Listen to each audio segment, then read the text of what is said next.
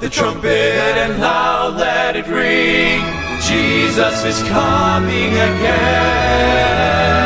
Cheer up, ye pilgrims, be joyful and sing. Jesus is coming again. Coming again, coming again. Jesus is coming again.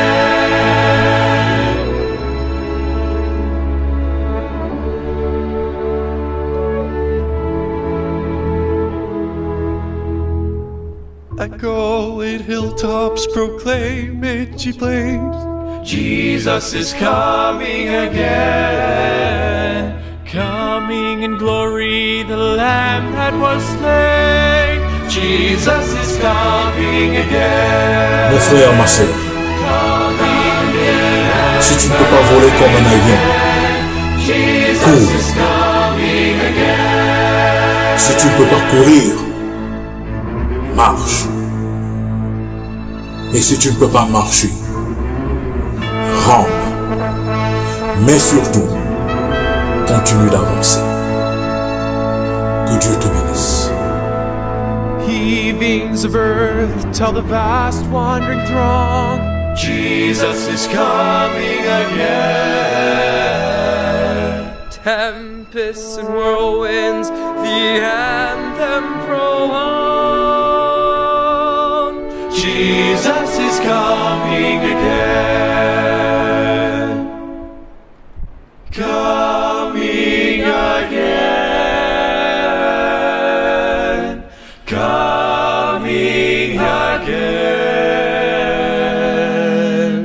Jesus is coming again.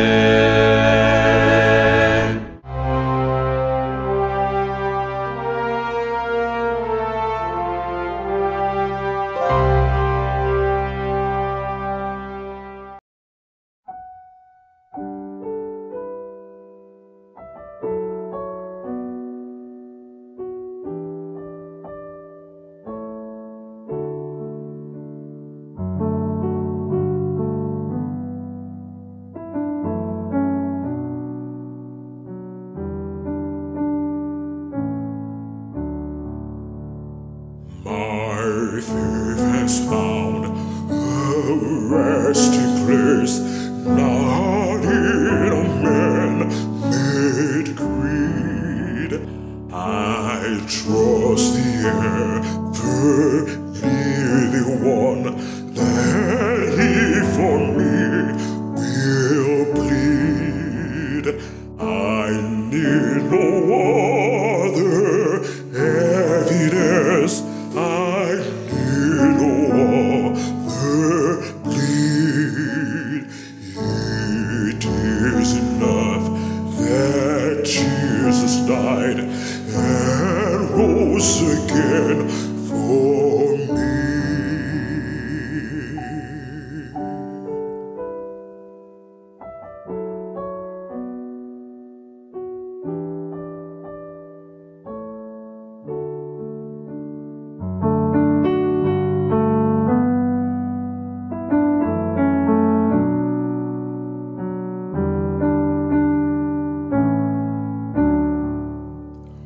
Mon espérance est en Jésus, en lui je me confie.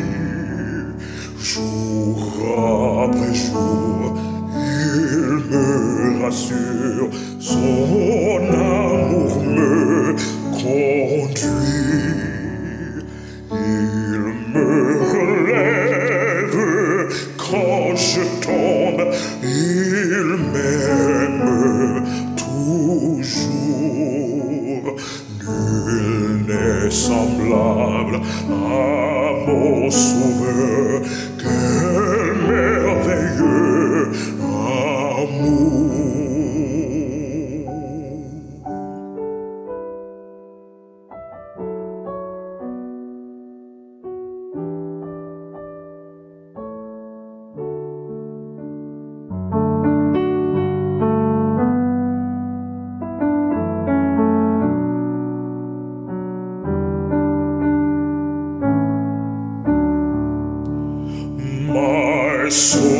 is resting on the word, the living word of God. Salvation in my Savior's name, salvation through His blood.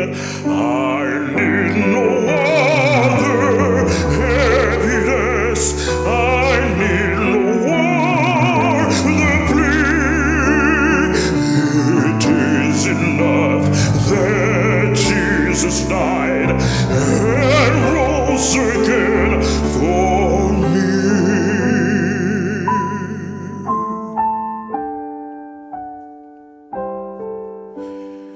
And rose again for me.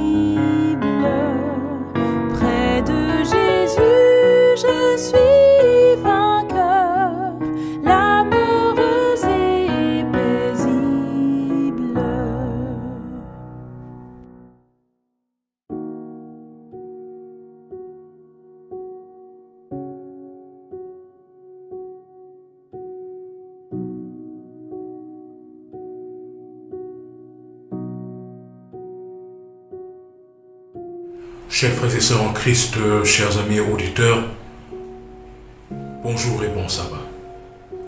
C'est une joie pour moi de pouvoir vous souhaiter une cordiale bienvenue à votre émission Espérance et Vie. Prions. Saint-Esprit, nous te remercions pour tes bienfaits. Nous venons sincèrement te demander pardon. Pardonne-nous, Seigneur. Pardonne-nous nos péchés. Efface nos transgressions, Seigneur. Efface nos iniquités et apprête-nous à recevoir la plénitude des bénédictions que tu as prévues pour nous en ce saint jour de sabbat. Parce que nous t'avons demandé toutes ces grâces au précieux nom de Jésus-Christ. Le titre du sermon de ce sabbat est « Ne pleure plus, Dieu ne t'a pas oublié. » Ne pleure plus, Dieu ne t'a pas oublié. Lorsque nous ouvrons nos Bibles dans Jean chapitre 5, à partir du verset 2. Jean chapitre 5, à partir du verset 2. Il est écrit: Or, à Jérusalem, près de la porte des brebis, il y a une piscine qui s'appelle en hébreu Bethesda et qui a 5 portiques. Sous ces portiques étaient couchés un grand nombre de malades, des aveugles, des boiteux, des paralytiques qui attendaient le mouvement de l'eau. Car un ange descendait de temps en temps dans la piscine et agitait l'eau. Et celui qui y descendait le premier, après que l'eau ait été agitée, était guéri, quelle que fût sa maladie. Là se trouvait un homme malade depuis 38 ans. Jésus l'ayant vu couché et sachant qu'il était déjà malade depuis longtemps, lui dit: Veux-tu être guéri? Le malade lui répondit: Seigneur, je n'ai personne pour me jeter dans la piscine quand l'eau est agitée, et pendant que j'y vais, un autre descend avant moi. Lève-toi, lui dit Jésus. Prends ton lit et marche. Aussitôt cet homme fut guéri et prit son lit et marcha. Alléluia.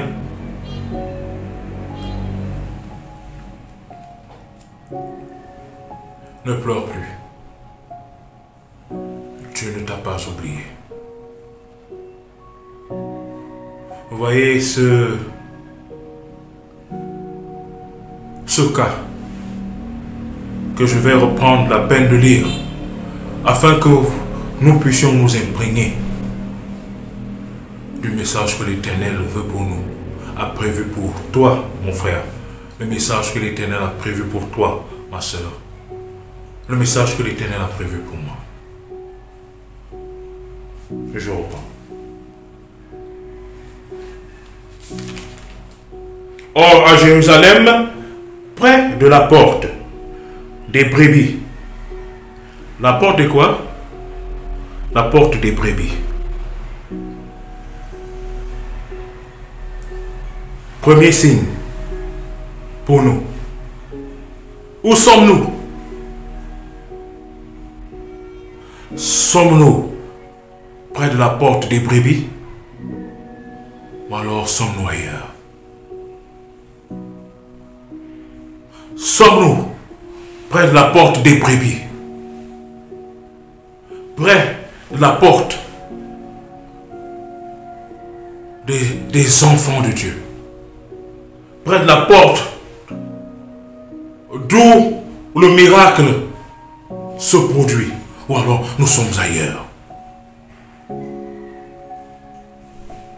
Ma soeur, durant 2023, as-tu été près de la porte des brebis?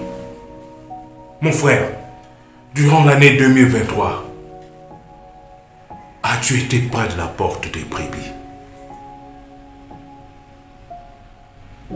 Ou alors, nous avons passé notre temps à être très loin de Dieu, à être éloigné de là où le miracle doit s'accomplir, de là où la vie est donnée en abondance, de là où les bénédictions sont pourvues. Où avons-nous été? Où avions-nous été?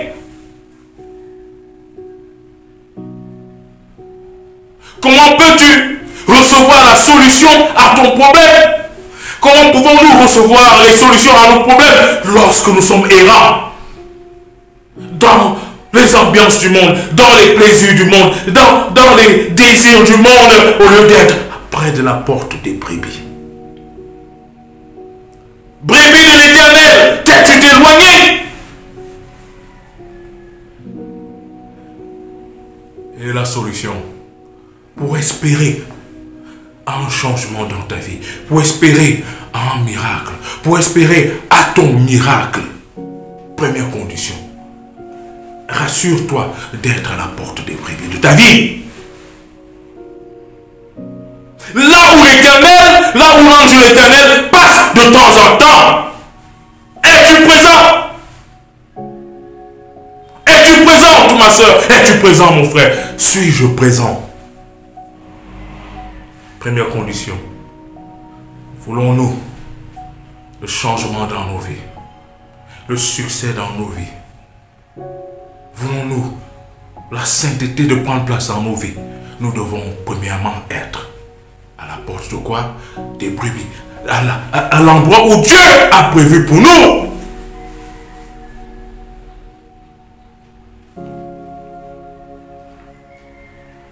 Or, à Jérusalem, près de la porte des brebis, il y a une piscine qui s'appelle en hébreu Bethesda et qui a 5 portiques.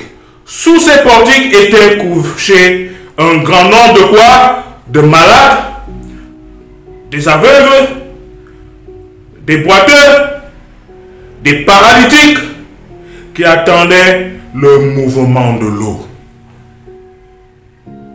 Quelle est ta maladie? Quel est ton problème? Quelle est ta difficulté?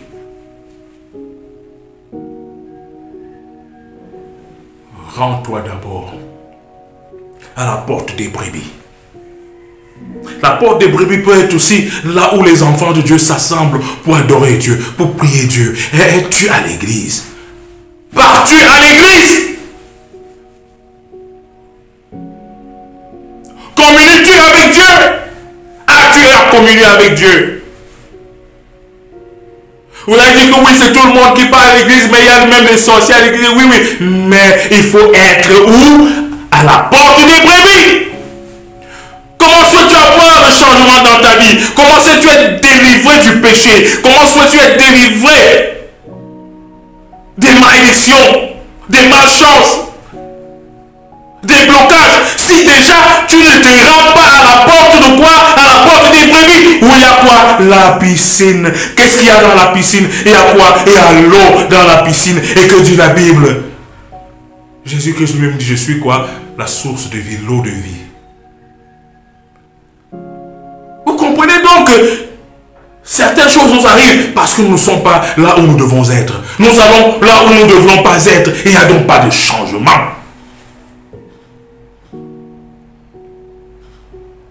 Il est impératif de te poser la question, ma soeur, suis-je là où je devrais être? Est-ce que j'habite là où je dois habiter? Est-ce que je fréquente la personne que je dois fréquenter? Est-ce que je suis en relation avec la personne que je dois être en relation? Est-ce que je suis dans ce travail où un enfant de Dieu doit être?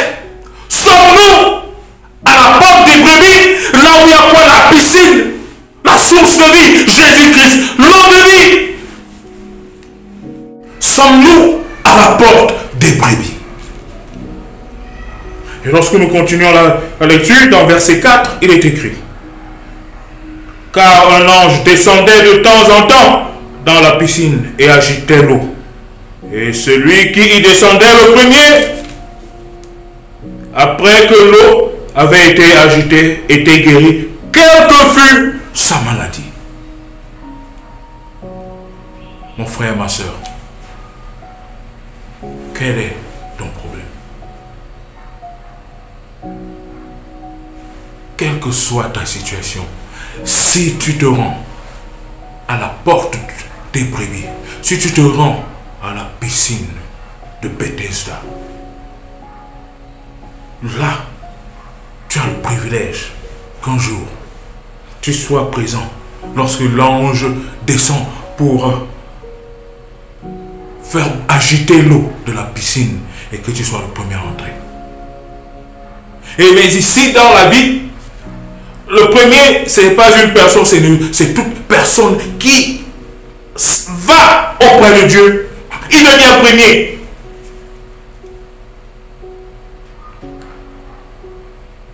Toute personne qui va auprès de Dieu, espérant le miracle par la foi, cette personne devient première à recevoir le miracle. Quelle que soit ta maladie, quel que soit ton projet, quelles que soient tes difficultés, quel que soit ton péché, c'est à la piscine, c'est à la porte des brebis. Mon frère et ma soeur, alors que 2023 est déjà presque fini, il nous reste un jour. Courons à la porte des brebis. Siégeons à la porte des brebis. Soyons près de la piscine où l'ange de l'Éternel pourrait passer au moment où nous nous trouvons. Que l'ange agite l'eau et que tu sois guéri, que tu sois transformé, que tu sois pardonné, que tu sois purifié, que nous soyons élevés en dignité par le Saint-Esprit.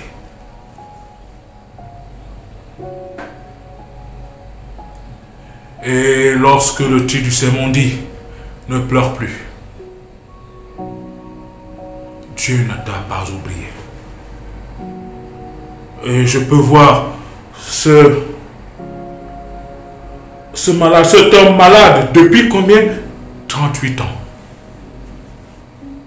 Mais il n'avait pas perdu espoir. Il était toujours là malgré tout, dans l'espoir qu'un jour, il serait le premier à entrer dans la piscine lorsque l'ange de l'Éternel viendrait troubler les eaux de la piscine. Et voyez comment sa foi est récompensée.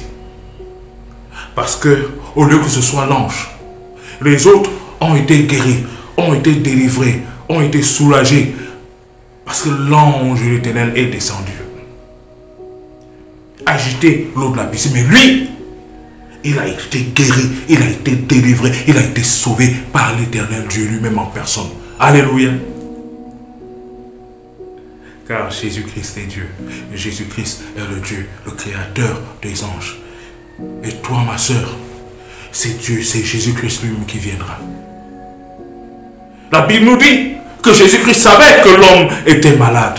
Et il est parti. Jésus sait que tu es malade, ma soeur. Jésus sait que tu es malade, mon frère. Jésus connaît ta douleur, ma soeur. Jésus connaît ta douleur, mon frère. Il ne t'a pas abandonné. Il ne nous a pas abandonné. Il attend le moment même afin qu'il puisse se rapprocher de toi et qu'il puisse te trouver à la porte des brebis, qu'il puisse se trouver à la piscine de Bethesda de ta vie, qu'il puisse se trouver prêt à plonger dans la piscine, prêt à regarder, à constater, à étudier les mouvements du ciel lorsque l'ange descendra. Cet homme malade était à l'étude. Il observait l'Éternel, il observait les cieux. Et l'observation des cieux, c'est quoi? C'est d'être dans l'étude de la parole de Dieu, d'être dans l'étude de la parole de Dieu, d'être dans la méditation, jour et nuit, toujours avec les yeux tournés vers le ciel, espérant qu'un jour l'Éternel descendra, que l'ange de l'Éternel descendra, qu'il mettra la fin à à ta douleur, à ta misère, à ta maladie, à tes déceptions, à tes blocages, à tes malédictions.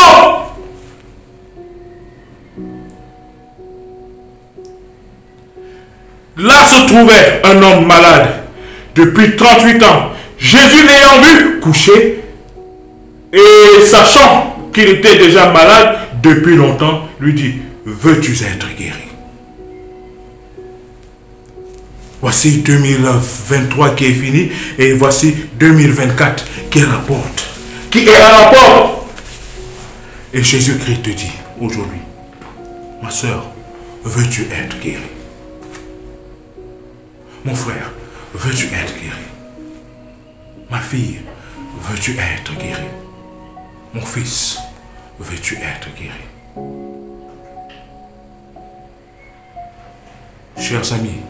Chers amis et auditeurs, courons à la porte des brebis. Siégeons à la porte des brebis. Siégeons autour de la piscine. Siégeons autour de l'eau de vie. Et méditons jour et nuit. Soyons toujours constamment dans la méditation, dans la prière, dans l'étude de sa parole, dans la louange, espérant que l'Éternel un jour descendra. Et Jésus-Christ qui est venu, qui a rendu visite à cet homme malade depuis 38 ans, a changé sa vie. Le malade lui répondit, Seigneur, je n'ai personne pour me jeter dans la piscine quand l'eau est agitée. Et pendant que j'y vais, un autre descend avant moi. Combien de fois nous disons cela? Que les autres se marient avant nous. Que les autres trouvent des emplois avant nous. Que les autres prospèrent avant nous. Que les autres ont des nominations avant nous. Que les autres ont des villas, des maisons avant nous. Que les autres ont des voitures avant nous. Que les autres ont la richesse avant nous. Que les autres ont des diplômes avant nous. Nous nous posons ces questions dans la vie. Comme ce malade qui a dit à Jésus, à chaque fois que l'ange vient troubler, il y a ceux qui tombent dans la piscine avant moi. L'Éternel connaît ta situation. Il a décidé de te rendre visite en 2024. Mon frère, ma soeur, rends-toi à la porte des brebis. Rendons-nous à la porte des brebis. Siégeons autour de la piscine. Et même si les autres, leurs vies sont changées avant les nôtres, Jésus-Christ en personne vient. Jésus-Christ en personne vient. Il ne nous a pas oubliés. Il ne t'a pas oublié, ma soeur. Il ne t'a pas oublié, mon frère. Il ne m'a pas oublié. Il ne nous a pas oubliés. Il a planifié. Mais il voudrait que nous nous rendons d'abord à la porte des brebis. Il voudrait d'abord que nous rendons d'abord où? À la piscine de Bethesda. Et il voudrait que nous soyons tout le temps dans l'espérance du miracle que nous désirons tant. Ne pleure plus. Dieu ne t'a pas oublié. Et sûrement, le miracle de ce malade de 38 ans, ce malade qui a été malade pendant 38 ans, sera ton miracle. Ne pleure plus. Dieu ne t'a pas abandonné. Il a planifié de changer ta vie. Et que 2024 soit le moment où Jésus-Christ nous rend visite. Et que Jésus-Christ nous délivre, nous sauve, nous guérisse, nous restaure en dignité. Que Jésus-Christ nous comble de prospérité spirituelle, de prospérité matérielle, de prospérité financière, qui change nos cœurs, que nos cœurs cessent d'être des cœurs de pierre, mais que nos cœurs deviennent des cœurs de chair. Que nous puissions aimer nos prochains comme nous aimons nous-mêmes. Que nous puissions aimer Dieu de tout notre cœur. Allons-y à la porte des brebis. Allons-y siéger autour de la piscine et attendons avec espérance l'Éternel qui viendra, nous rendra visite et qui changera notre situation au nom de Jésus-Christ. Ne pleure plus. Dieu ne t'a pas oublié. Amen.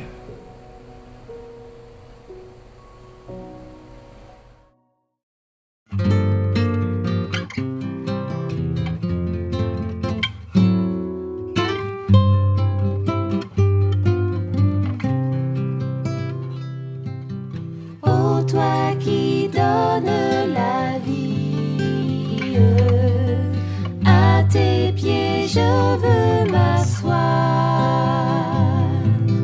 comme s'asseyait Marie à l'heure douce du soir,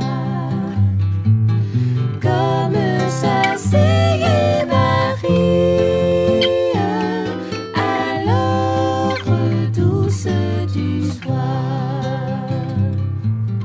Mon être entier te réclame, tout n'est que faiblesse en moi. Viens te pencher sur